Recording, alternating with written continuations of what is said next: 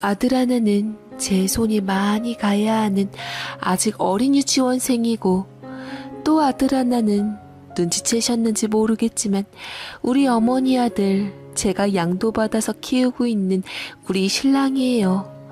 오늘은 제 아들도 아닌 양도받은 아들, 우리 신랑 얘기를 해볼까 합니다. 신랑은 다른 사람이 보기에 압도적으로 덩치가 커다랗습니다. 키가 180cm가 넘는 데다 어찌된 일인지 결혼 전에는 날씬했는데 결혼 후 살이 걷잡을 수 없이 불기 시작하더니 지금 몰골은 정말 방생된 곰 한 마리처럼 변해 있어요. 그에 비해 저는 결혼 전이나 지금이나 별반 차이가 없답니다. 아마도 아들들 덕분에 살찔 시간조차 갖지 못해서 그럴 거예요.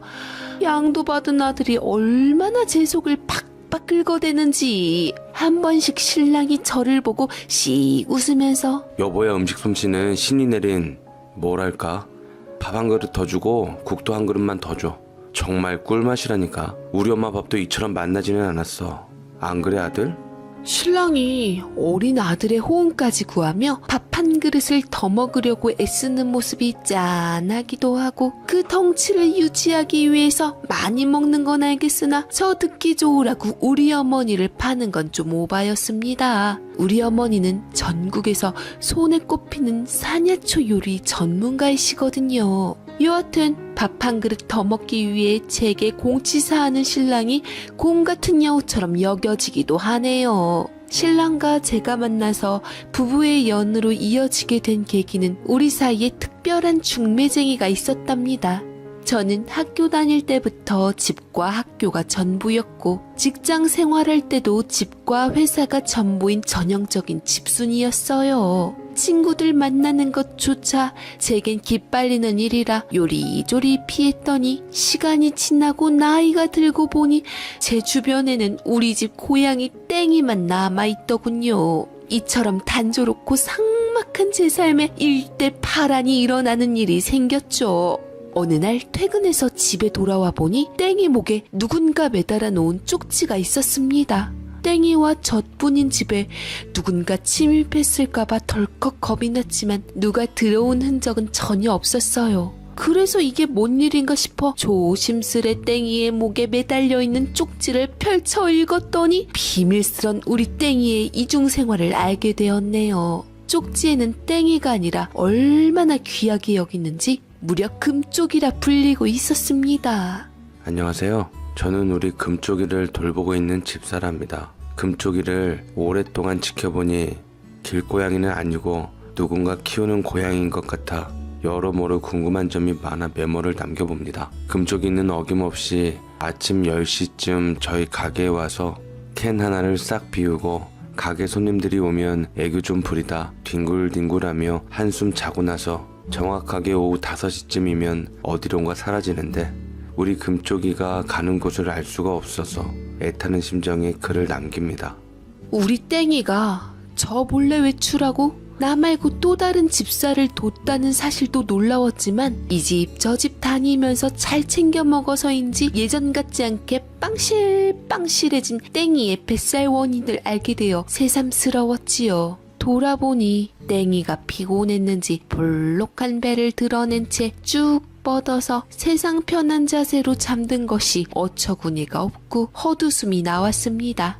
땡이가 언제부터 저를 속이고 이중생활을 즐겼는지 궁금하기도 하더군요. 제가 출근하기 전 문단속을 다 하고 나갔는데 땡이가 어디로 빠져나가서 외출하고 돌아오는지 알 수가 없었어요. 그래서 다음날 쓰지 않는 핸드폰으로 촬영해보기로 했습니다. 집에 돌아와서 촬영된 동영상을 확인해보니 제가 일하러 나가자마자 사료를 다 먹은 땡이가 창문을 능숙하게 열고 외출하는 장면이 포착되더군요. 아주 많이 해본 솜씨고 이건 뭐 사람이라고 해도 과언이 아니었어요. 제가 고양이를 키운 게 아니라 고양이 탈을 쓴 사람을 키운 것 같았습니다. 이걸 저 혼자 보고 있자니 기가 차서 저도 모르게 피식 웃음이 터지더군요. 그래서 저도 우리 땡이를 돌보고 있다는 다른 집사에게 쪽지를 보냈네요.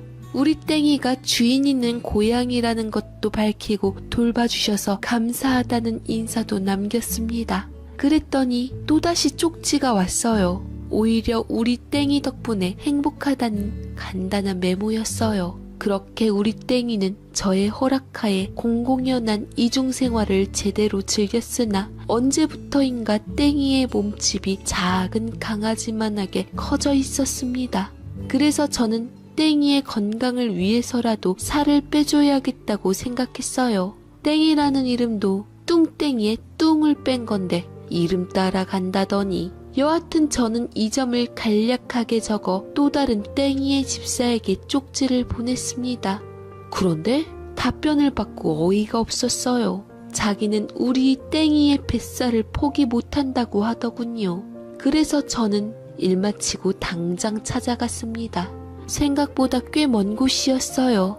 땡이는 이미 퇴근해서 우리 집으로 갔는지 보이지 않았고 직원으로 보이는 사람에게 땡이에 관해 얘기하니 쪽지의 주인인 집사가 나왔더랬죠. 저는 제 소개를 간략히 하고 그와 인사를 나누니 그는 반갑게 저를 맞이해줬습니다. 안 그래도 얼굴 한번 보고 싶었어요. 우리 금쪽이, 아니 땡이 집사님이시네요. 잠시만요. 제가 얼른 뒷정리를 좀 하고요. 커피 한 잔 드시고 계세요. 그 사람은 분주하게 움직이면서 가게를 정리했습니다. 제가 온 목적을 분명히 알 텐데 딴청을 피우는 것 같기도 하더군요. 저는 그 사람이 가게 정리가 끝날 때까지 묵묵히 기다렸어요. 그런데도 어찌된 일인지 끝날 기미가 안 보여 속이 탔던 제가 그 사람한테 다가가서 말했습니다. 많이 바쁘신 건 알겠는데요. 제가 저번에 메모 남긴 것처럼 우리 땡이 건강이 걱정돼서 그러니 물 위에는 앞으로는 안 챙겨주셨으면 좋겠어요. 사람이나 고양이나 먹는 즐거움이 얼마나 큰데 그걸 줄이라면 무슨 낙으로 삽니까? 우리 금쪽이가 배가 좀 나와서 그렇지 애가 얼마나 성격이 좋은지 배를 조물딱거려도 가만히 있고 궁둥이를 팡팡 두들겨도 가만히 있는 것이 많이 먹고 행복해서 그런 거예요.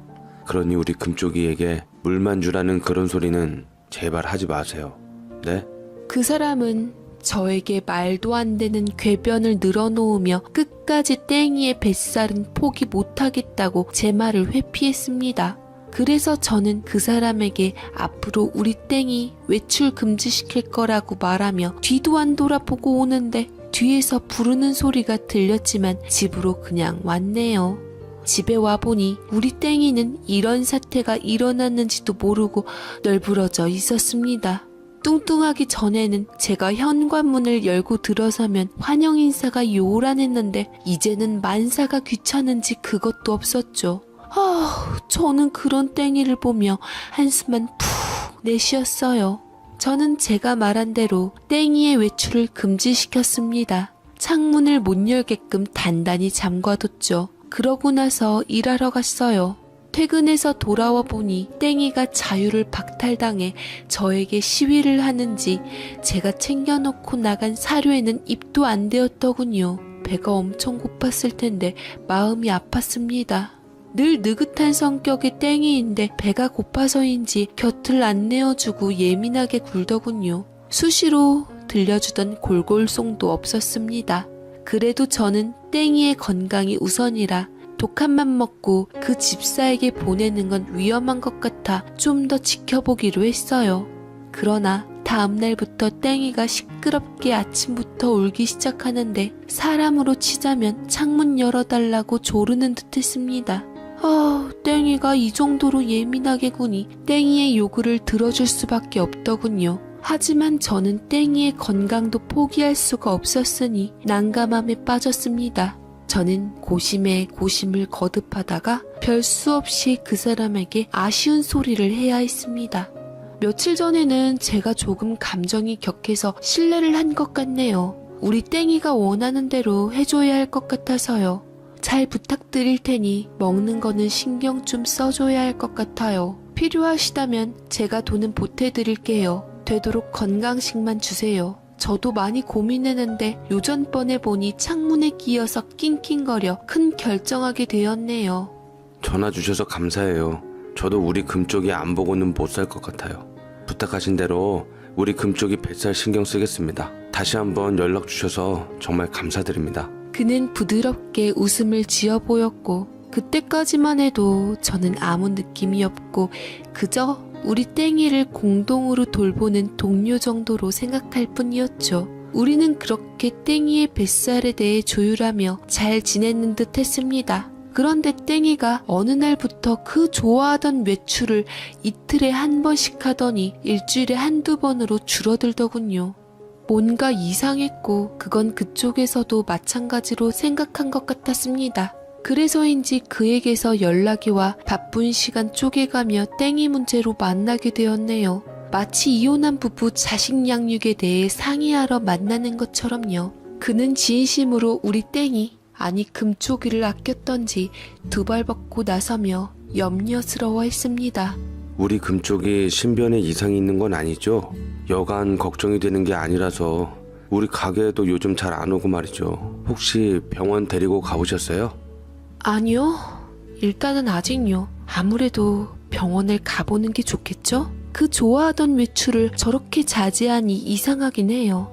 혹시 병원 저랑 같이 한번 가보시겠어요? 그 사람의 동의하에 우리는 단단히 마음을 먹고 땡이를 데리고 같이 동물병원으로 향했답니다. 진찰할 동안에 얼마나 긴장이 되고 가슴이 떨렸는지 모릅니다. 행여나 땡이가 돌이킬 수 없는 병에 걸렸다 하면 어쩌나 싶어 그것 때문에 마음을 잔뜩 졸였어요.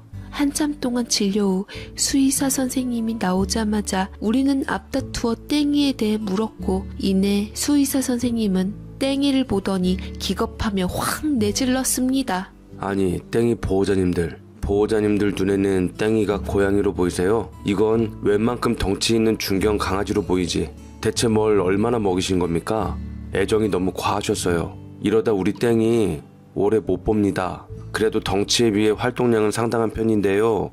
그러나 이대로 방치했다가는 지금은 괜찮지만 좀 있으면 사람처럼 각종 성인병은 다 달고 살겠어요. 다이어트 좀 시켜주시길 바랄게요. 수의사님의 질타와 부탁에 우리는 고개를 못 들었습니다. 땡이의 살이 전에 비해 많이 찐 것은 알고 있었지만 소형 강아지에서 중형 강아지 취급까지 받을 줄은 몰랐거든요. 수의사님이 이런 말을 하니 땡이를 이 지경으로 만든 장본인인 그는 비로소 사태의 심각성을 깨달으며 새삼 저한테 미안해서 어쩔 줄 몰라 했습니다. 그는 변명이자 해명이랍시고 제게 털어놓더군요. 우리 금쪽이가 잘 먹는 모습이 제가 먹는 것 마냥 보기가 좋았어요. 사실 어떻게 생각하실지 모르겠지만 저는 제가 군대에 있었을 때 외에는 마음껏 양이 차도록 먹은 적이 없어요. 그래서 그만 우리 금쪽이를 통해 대리만족을 한 것 같습니다. 부디 용서해 주세요. 대리만족? 그러니깐 고양이가 먹는 것을 보며 자기가 먹는 것처럼 대리만족을 했단 얘기인 건가 싶었죠. 대체 이건 뭔 말인지 변명치고는 어이가 없긴 했으나 한편으론 그의 진심이 묻어나는 말이기도 해서 어찌된 영문인지 궁금하기도 하더군요. 왜냐하면 그는 번듯한 미용실을 차려놓고 직원들까지 두고 있는 원장이었어요. 자비까지 털어가며 우리 땡이에게 고급지고 비싼 좋은 사료만을 공급했을 뿐더러 심지어 손수 수제 간식까지 일일이 손으로 다듬고 건조기로 말려가며 만들어 챙겨 먹인 것을 아는데 뜻밖의 이런 고백을 하니 놀라웠습니다. 그의 고해성사는 사실 제게 조금 충격이긴 하더라고요. 그래서 우리는 합심하여 땡이의 다이어트에 돌입했습니다. 땡이가 얼마나 스트레스를 받든지 그의 가게에 땡이가 가면 전처럼 그가 많이 챙겨주질 않았어요. 이런 날이 계속될수록 땡이의 예민함은 극에 달했습니다. 그러더니 급기야 땡이가 우리 집에도 안 들어오고 그의 가게에도 안 가는 사태가 벌어졌죠.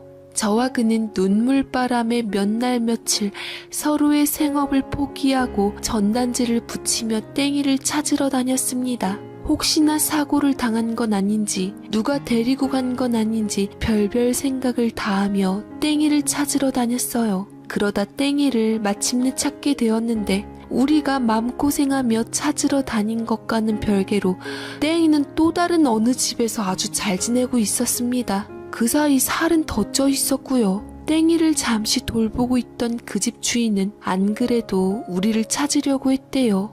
이유는 땡이가 귀엽고 사랑스럽기는 하나 사료값을 감당하기 힘들어 땡이를 건사하기가 버거웠다면서 그와 저는 땡이의 놀라운 처세술과 친화력에 감탄을 금치 못하고 땡이를 무사히 찾은 것만으로도 감사하게 여기며 인보해준 주인에게 감사함을 표했지요.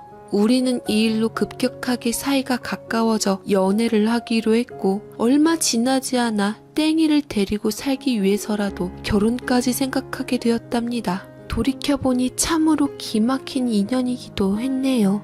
고양이가 맺어준 천생연분이라고나 할까요? 어쨌거나 그래서 지금의 제 신랑이 되었고요. 그런데 말입니다. 시부모님께 인사를 드리러 간 날 시아버지가 근엄한 얼굴로 그러시더라고요.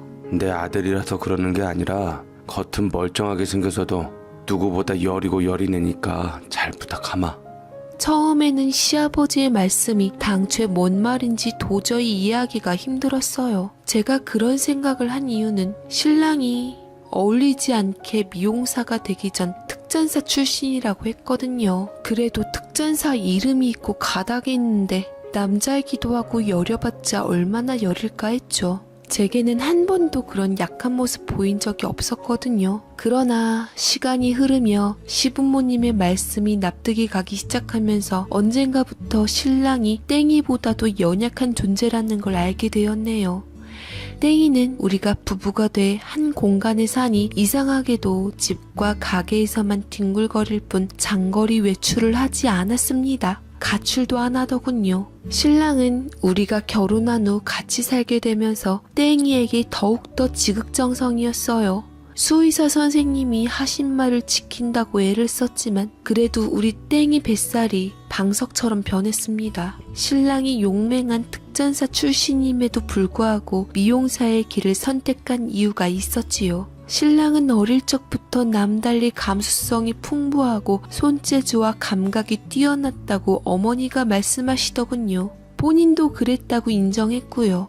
그러나 신랑의 말이 따르면 특전사는 신랑이 원해서 간 것이 아니라 같이 입소한 훈련생 동기들보다 허우대가 멀쩡해서 차출되었다고 했습니다. 정말이지 난 내가 특전사가 될 거라고는 꿈에도 생각 못했어. 하필이면 훈련소에 들어온 동기들 중 내가 신체적 조건이 가장 뛰어날 게 뭐람. 그래서 울며 겨자 먹기로 하게 된 거야. 그때 난 인간의 한계를 뛰어넘고 안 되면 되게 하라는 특전사 구호가 내 좌우명이 됐어. 제대 후에는 엄마가 하는 일 같이 하려고 했지만 그건 좀 아닌 것 같더라. 그래서 직업을 찾다 보니 이 일이 나한테 딱이더라고. 헤어스타일에도 관심 많고 예쁜 거 좋아하고 꾸미는 거 관심 있는 나에게 딱 알맞은 직업이었지. 라고 말했는데 그랬다는 사람이 어째서 결혼 후에는 점점 더 땡이와 비슷한 몸매를 가지고 미용업계에 종사하는지 모르겠더라고요. 뭐 뚱뚱하다고 머리 못하는 건 아니지만 그래도 여러모로 관리는 좀 해야 하는 직업이라는 생각이 들었거든요. 신랑이 땡이 몸매를 그렇게 만든 것에 책임이 있다면 실은 저도 신랑의 몸매를 두리뭉실하게 만든 책임이 조금은 있었어요. 신랑이 어느 날 그러더군요. 엄마는 음식을 가지고 좋게 말해선 예술을 하는 거고 먹는 나는 감질나서 이게 먹었는지 안 먹었는지도 잘 모르겠어. 그래서 늘 배고팠거든. 아빠도 나랑 마찬가지여서 우리 부자가 먹는 걸로 얼마나 고생했는지 몰라. 나는 당신을 만나 탈출했지만 불쌍한 우리 아빠는 남은 생 허기에 시달려야겠지. 불쌍한 우리 아빠. 아니다. 엄마한테 적응돼서 위가 줄어들었을 거야. 신랑은 시가의 특별한 식문화로 인해 스트레스를 하도 많이 받아서 저로 인해 해방감을 찾았다고 하니 푸짐하게 안 차려줄 수가 없었죠. 거기다 먹는 모습도 얼마나 복스럽게 먹는지 안 해줄 수가 없었어요. 신랑이 땡이에게 왜 그랬는지 그간의 의문이 다 풀리더군요. 제 마음도 신랑이 땡이에게 했던 마음처럼 저도 그렇게 되더라고요. 어쨌거나 한마디로 어머니가 해주시는 음식의 양이 적기도 하고 저도 직접 겪어보니 한 젓가락밖에 되지 않을 정도로 양이 워낙 작아 집에 와서 허기를 달래야 했죠. 그래도 예의상 손님을 맞을 때의 어머니 요리의 특징은 온갖 사내 진미가 총동원되어 접시에 담기는 한 폭의 동양화였습니다. 다만 양이 매우 작았을 뿐 눈으로 먹는 음식이지 배를 채우는 음식이 아니었어요. 그러니깐 풍류를 즐기며 보양식을 즐기는, 여하튼 맥기니가 이랬다면 신랑의 식탐이 이해가 가더군요. 하여간 신랑은 제가 만들어주는 음식이 최고라며 입에 침이 마르도록 칭찬해서 저도 모르게 신랑의 장단에 맞춰 자꾸 뭔가 만들어주게 된 거죠. 신랑은 저와 결혼하면서 자기 삶의 황금기를 맞이했다는 어마어마한 말도 했습니다. 모든 게 땡이의 덕이라며 땡이에 대한 공헌도 잊지 않더군요. 이런 신랑을 데리고 친정에 가면 친정엄마가 제게 한 소리 했어요. 넌 김서방 밥 안 해주고 굶기니? 아, 밥을 솥단지채로 먹는 사람이 요새 세상에 어딨어. 뭐 조선시대도 아니고 대체 밥을 얼마나 먹어야 직성이 풀리는지 평소에 잘 좀 챙겨 먹여라. 고양이만 신경 쓰지 말고. 엄마 오해야. 내가 집에서 얼마나 열심히 만들어 먹이는데 엄마한테 장모님 음식이 최고라고 하지? 나한테는 내 음식이 세상에 어디에도 없는 맛이라며 맨날 칭찬해. 우리 김서방 땡이처럼 된 것 봐. 저게 그냥 얻어진 게 아니라니까. 신랑은 먹는 것에 대해서는 지조가 없는지 친정엄마를 비행기 태워놓고 밥 한 솥을 제가 잠시 외출한 사이 먹어치웠더군요. 이러니 친정에도 자주 데리고 갈 수 없었어요. 가면 며칠 굶은 사람처럼 먹어서 제가 친정엄마에게 핀잔을 들어야 했거든요. 그 대신 신랑과 저는 어머니가 하시는 식당에 한 번씩 일손을 보태러 갔습니다. 그러나 신랑은 이 시기 먹는 거에 진심이어서 시댁 쪽을 가는 것보다 우리 친정에 가는 걸 더 선호했어요. 시댁에 가면 굶고 온다며 잘 안 가려 했죠. 우리가 시댁에 갈 때마다 신랑의 외모가 눈에 띄게 변하니 어머니가 저한테 그러시더군요. 사실 나도 음식으로 예술을 하는 사람이라 아마 우리 남편이나 우리 아들이 나 때문에 많이 힘들긴 했을 거란 건 알아. 너도 지금 우리 집에서 식사하는 걸로 많이 부족하지? 미안하게 생각한다.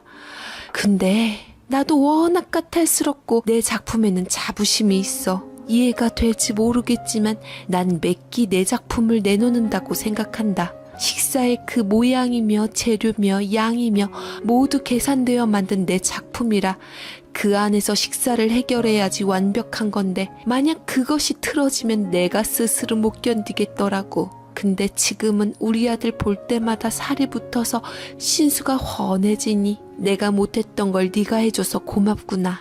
다행인 건 어머니께서는 스스로의 문제점을 인지하시고 아들에 관해서도 남편에 관해서도 미안함은 갖고 계셨습니다. 다만 예술가라는 이름으로 스스로도 어찌할 수 없는 특유의 예민함이 있으시니 아마도 남편이 그걸 맞춰주느라 한평생 힘들게 살다가 저와 결혼하면서 억눌러 왔던 게 폭발했던 거죠. 신랑이 시댁에 가기 싫어해도 어머니 하시는 일이 워낙 손이 많이 가는 일들이라 가족들의 도움이 필요했어요. 아버님이 함께 하셨지만 저희가 가끔 가서 도와드렸습니다. 음식으로 만드는 예술작품인 만큼 넘치는 신선함은 당연하게 수반되는 것이었고 키우는 닭과 각종 채소, 산에서 채취한 산나물 등이 어머니 요리의 주재료였습니다. 그러니 손이 많이 갈 수밖에 없는 보양식들이라 건강을 생각하는 사람들에게 인기가 많았어요. 하루는 그날따라 아버님이 그 시기에만 나오는 귀한 옷순을 채취하러 산에 가셨고 저와 신랑은 식당의 잡다한 일을 거들고 있었더랬죠. 보통 닭 잡는 일은 아버님이 계시면 도맡아 하셨는데 안 계시니 신랑이 해야 했어요. 그런데 어머님이 신랑에게 부탁하면서도 영 개운치 않게 말씀하시더군요. 제가 특전사 출신이긴 해도 할런지 모르겠네. 덩치는 산만해졌는데 좀 바뀌었을라나? 어머니는 신랑에게 의미심장한 말을 남기고 다른 일하러 자리를 뜨셨지요. 어머니와 저는 모든 재료 준비를 끝내고 닭만 있으면 되는데 신랑에게 부탁한 닭이 오질 않아서 나가봤습니다. 그런데 말입니다.